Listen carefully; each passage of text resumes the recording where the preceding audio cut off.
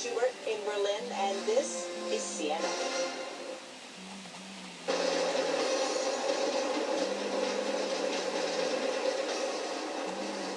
Hello and welcome to our viewers all around the world. I'm Michael Holmes here in Tampa, Florida, as we continue our coverage of the progress of Hurricane Irma.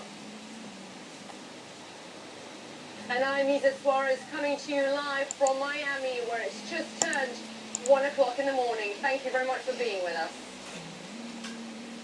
And yes, we continue our coverage from here in Tampa. The storm, it's still a powerful hurricane. It is still a hurricane. It has weakened, and that has been good news for the people of Tampa.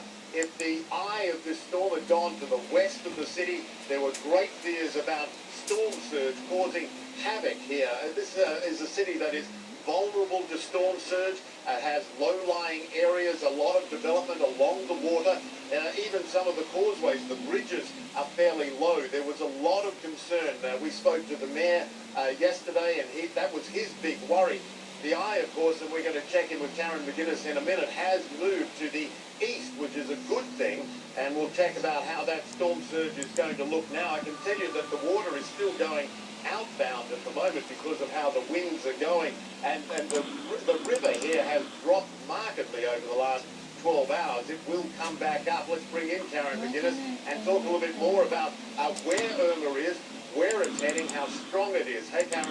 Hey, Michael. Yes, there are a lot of interesting dynamics, as there has been for days now with Irma. I'm going to stay on this for a little while, but there's just a lot of interesting information that we can glean from this radar imagery. First of all, Irma is located just about over Lakeland. That's between Tampa and Orlando. It's about 25 miles to the south of Lakeland. But what we can see on this radar imagery are some of these really strong bands just about over the central portion of Florida, just to the north of Tampa.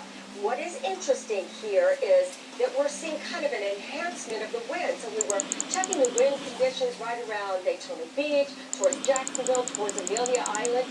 They are very strong. Now, why would that be? Because we've got dry air intrusion. That means the system is not sitting out over the open water, so it's not tapping the warm, moist moisture coming in from the Gulf of Mexico, but it is being enhanced by being picked up, carried over the Atlantic, and enhancing some of these storms that are moving through. Still the risk in this upper right quadrant for the potential for tornadoes. That is one of the most dynamic areas. Now, specifically from about Jacksonville all the way towards the Cape, that's where we're looking at wind gusts between about 60 and close to 75 miles an hour. Now, what about Tampa? Tampa is interesting in that the system now lies to the east of Tampa. So the winds are essentially going out, but eventually over the next couple of hours, we're watching as the system continues its trek towards the north, and it is, generally speaking, moving north fairly rapidly. That is good news. We want it to move pretty swiftly so that none of these conditions just kind of linger, like we saw with Harvey over Texas about 16 days ago. But, in fact, we'll move onshore, and as they do, we'll start to see that water come in. It's going to be very dramatic.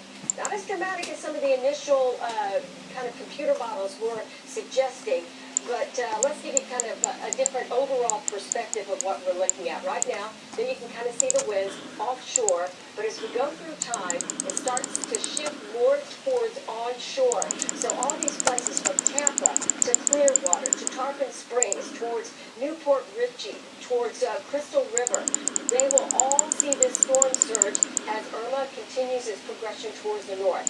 So, as you can imagine, the longer it stays over land, it will continue to weaken.